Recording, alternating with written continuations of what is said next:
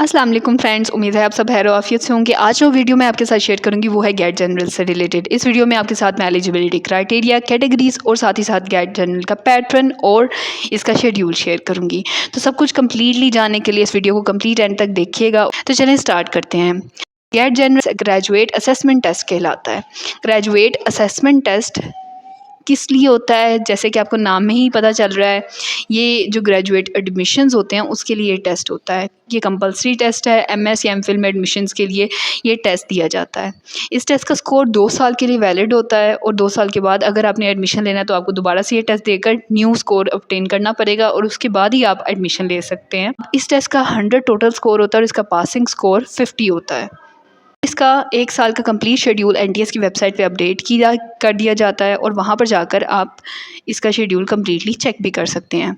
आपने गूगल पे सिंपली जाना है और वहाँ पर जाकर आपने लिखना है एनटीएस गेट जनरल। आपके पास सबसे पहले जो लिंक अवेलेबल होगा आपने जस्ट उस लिंक पे क्लिक करना है और फिर उसके बाद आपके पास एनटीएस की वेबसाइट खुल जाएगी। यहाँ पर आपके पास मेन्यू सारा अवेलेबल है जिसमें शेड्यूल भी लिखा हुआ है और बाकी भी सारे ऑप्शंस आपके पास नीचे शो हो रहे हैं। आपने इसमें से शेड्यूल पर क्लिक करना है और आपके पास ये नीचे सारा शेड्यूल देखिए एंड तक ये सारा कंप्लीट शेड्यूल इसमें शो हो रहा है। यहाँ पर आप देख सकते हैं ये कंप्लीट 1 साल का शेड्यूल है, जनवरी से लेकर दिसंबर तक का।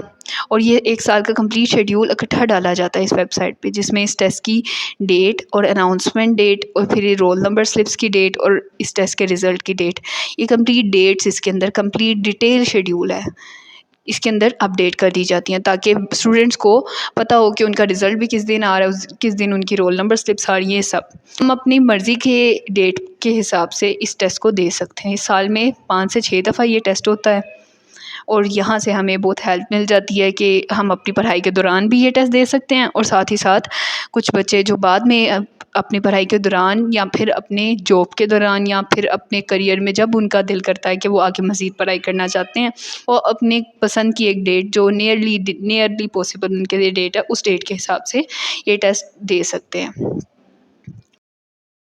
अब मैं आपको बताती हूँ इस टेस्ट की कैटेगरीज से रिलेटेड। कैटेगरीज इसकी किस बेसिस पे बनाई गई हैं वो है आपकी पढ़ाई यानी आपका जो डिसिप्लिन कहलाता है, जैसे इंजीनियरिंग एक डिसिप्लिन है, बिज़नेस एक डिसिप्लिन है, इसी तरह आर्ट्स एक डिसिप्लिन है।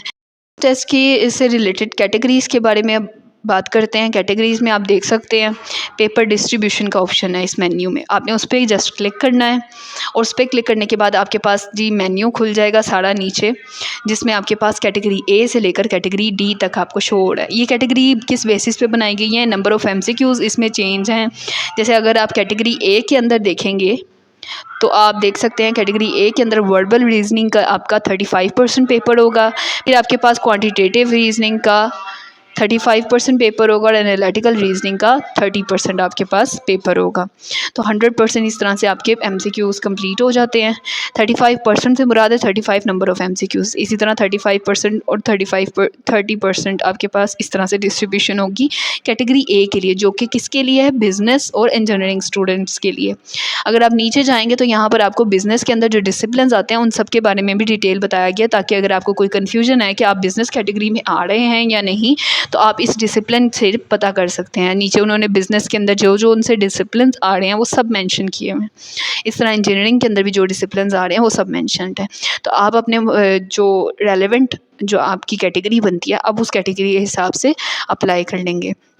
आप जस्ट अपना सब्जेक्ट जब आप सिलेक्ट करेंगे तो ऑटोमेटिकली कैटेगरी सेलेक्ट हो जाती है। जस्ट आपको ये इसलिए हेल्पफुल होती है कि आपको ये पता चल जाए कि आपका कितनी परसेंटेज वाले सेक्शन ने कंज्यूम करनी है। तो अब जैसा कि मैंने आपके साथ अभी शेयर किया है कि कैटेगरी ए के अंदर आपके पास क्वांटिटेटिव रीजनिंग का 35% पेपर होता है, यानी कि 35 एमसीक्यूज़ आपके क्वांटिटेटिव रीजनिंग से रिलेटेड होंगे। इसी तरह एनालिटिकल रीजनिंग से आपके 30 एमसीक्यूज़ आएंगे और वर्बल रीजनिंग से रिलेटेड आपके 35 एमसीक्यूज़ आएंगे। ये चीज़ मैं आपके साथ शेयर कर चुकी हूँ ऑलरेडी, जो कि आपको इस पिक्चर के थ्रू मैंने पीछे बताया है। अब आते हैं जी इन कैटेगरीज़ के अंदर किस तरह के एमसीक्यूज़ होंगे। वर्बल रीजनिंग के अंदर आपके पास किस तरह के एमसीक्यूज़ होंगे। आपके पास सिनोनिम्स होंगे, उसके अंदर एंटोनिम्स होंगे, सेंटेंस कंप्लीशन से रिलेटेड एमसीक्यूज़ होंगे, एनालॉजी से रिलेटेड एमसीक्यूज़ होंगे, प्रेपोजिशन से रिलेटेड भी एमसीक्यूज़ उसके अंदर आ सकते हैं। फिर आपके पास ये कंप्रीहेंशन पैसेज होगा, जिससे रिलेटेड आपके 2 या 3 एमसीक्यूज़ इस तरह से कंप्रीहेंशन में भी कवर हो जाते हैं। फिर आपके पास ये आ जाता है सेंटेंस करेक्शन से रिलेटेड एमसीक्यूज़। तो इस तरह के आपके नेचर ऑफ एमसीक्यूज़ होंगे वर्बल रीजनिंग के अंदर। अगर आप सिनोनिम्स की प्रैक्टिस कर लेते हैं, एंटोनिम्स की प्रैक्टिस कर लेते हैं, एनालॉजीज़ की, सेंटेंस कंप्लीशन, सेंटेंस करेक्शन की प्रैक्टिस कर लेते हैं, कंप्रीहेंशन तो बच्चों को काफ़ी पहले से ही समझ आ गई होती है, कंप्रीहेंशन बच्चों को बहुत ईजी भी लगता है, तो ये बहुत आसानी से ये वाला सेक्शन कवर हो जाता है। फिर आते हैं जी नेक्स्ट हम क्वांटिटेटिव रीजनिंग के ऊपर। क्वांटिटेटिव रीजनिंग के अंदर ये मैथ्स वाला पोर्शन होता है, जो हमने अभी तक मैथ्स पढ़ा होता है ना अपनी ग्रेजुएशन तक, बल्कि ये कह लें आप 10th क्लास से भी मतलब लो लेवल 8th क्लास तक का आपका जो मैथ्स है ना, वो इसके अंदर वो चीज़ें कवर होती है। इसमें कोई ऐसी चीज़ नहीं होती कि आप ये समझें कि बहुत ही मुश्किल पेपर आने वाला है। बहुत ही ईजी पेपर होता है और आप बहुत आसानी से इसके अंदर मार्क्स गेन कर सकते हैं। तो क्वांटिटेटिव रीजनिंग के अंदर जो आपके पास कंटेंट्स होंगे वो होगा अरिथमेटिक से रिलेटेड आपके पास एमसीक्यू आ सकते हैं, अलजेब्रा से रिलेटेड लाजमी एमसीक्यूज इसके अंदर आते हैं, परसेंटेज वाला भी आपके पास 2 क्वेश्चंस आ ही जाते हैं एमसीक्यूज परसेंटेज से रिलेटेड। फिर आपके पास फ्रैक्शन से रिलेटेड भी एमसीक्यू आ जाते हैं, जिसमें आपके पास लोएस्ट टर्म पूछी होती है कि ये लोएस्ट है या इनमें से कौन सी सबसे लोएस्ट टर्म है, तो वो भी इस तरह के भी क्वेश्चन आ जाते हैं। कि आपके पास मैं आपके साथ ये वीडियो भी शेयर करूँगी नेक्स्ट, जो इसकी प्रेपरेशन के हवाले से होगी, तो आपको ये सारे कंटेंट्स और अच्छे से उसके अंदर समझ आ जाएंगे।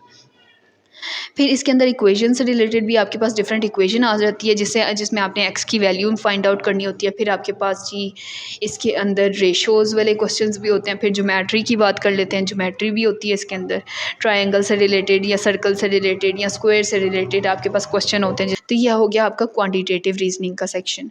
अब आपके पास एनालिटिकल रीजनिंग की बात करते हैं। एनालिटिकल रीजनिंग के अंदर आपके पास सिनेरियो बेस्ड क्वेश्चन होंगे, सिनेरियो बेस्ड या स्टेटमेंट बेस्ड क्वेश्चन कहते हैं जिसमें आपके पास मैं आपको इसकी एक कंप्लीट वीडियो भी शेयर करूंगी एनालिटिकल रीजनिंग से रिलेटेड आपकी प्रैक्टिस करवाने के लिए, और साथ ही साथ मैं क्वांटिटेटिव की भी आपके साथ वीडियो शेयर करूंगी, और साथ ही साथ मैं आपके साथ वर्बल रीजनिंग की भी वीडियो शेयर करूंगी, जिसमें आपके पास तीनों तरह से आपको किस तरह से पैटर्न आना है, किस तरह के एमसीक्यूज आने हैं, आपको उसकी काफ़ी गाइडलाइंस मिल जाएंगी। तो ये सिनेरियो बेस्ड क्वेश्चन होते हैं, जिसमें आपको काफ़ी क्रिएटिव माइंड इसके अंदर यूज़ करना पड़ता है, आपको काफ़ी डीप थिंकिंग करनी पड़ती है, और इसमें आपके काफ़ी यूटिलाइज भी होता है, पेपर पेन यूटिलाइज होता है, क्योंकि आपको बहुत ही डीप थिंकिंग करनी पड़ती है, सोच के इसके अंदर आपका काफ़ी टाइम कंज्यूमिंग ये वाला सेक्शन होता है। तो बच्चों को कहा भी जाता है और कोशिश भी यही होती है कि ये वाला सेक्शन सबसे एंड पे अटैम्प्ट करें, क्योंकि बहुत टाइम कंज्यूमिंग होता है इस वजह से। तो आपका वर्बल, क्वांटिटेटिव और एनालिटिकल, इस तरह से आपका ये 3 सेक्शंस होते हैं। सब डिसिप्लिन्स के लिए यही 3 सेक्शंस होते हैं, बस इसके नंबर ऑफ़ एमसीक्यूज़ जो हैं वो मुख्तलिफ होते हैं मुख्तलिफ कैटेगरीज़ के अंदर। बस एमसीक्यूज़ का काउंट मुख्तलिफ हो सकता है, लेकिन आते इन तीनों से रिलेटेड ही क्वेश्चन है गैट जनरल में। तो ये अभी तक की आपकी कंप्लीट वीडियो थी, जिसमें मैंने आपको कंप्लीट गाइड किया कि किस तरह के कंटेंट्स आपके साथ शेयर होंगे, और कंप्लीट आपके पास गैट जनरल की गाइड आपको प्रोवाइड की है।